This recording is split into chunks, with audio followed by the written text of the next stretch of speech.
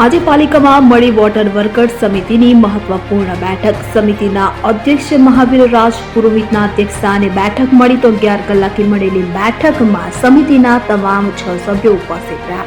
શહેરમાં પાણી પુરવઠાને લઈને વિવિધ પ્રશ્ને ચર્ચા વિચારણા કરવામાં આવી તો બેઠકને અંતે સમિતિના અધ્યક્ષ મહાવીર રાજ પુરોહિતે પ્રતિક્રિયા આપી.